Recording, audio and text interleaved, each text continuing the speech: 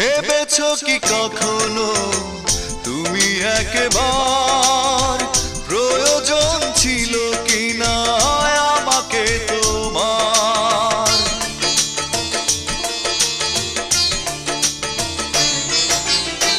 ভেবেছো কি কখনো তুমি একবার প্রয়োজন ছিল কিনা আমাকে তোমার? স্বার্থপরের মতো আমাকে ফেলে চলে গেলে আর তুমি ফিরে এলে না। আমাকে তুমি ভালোবাসোনি, করেছো শুধু প্রতারণা।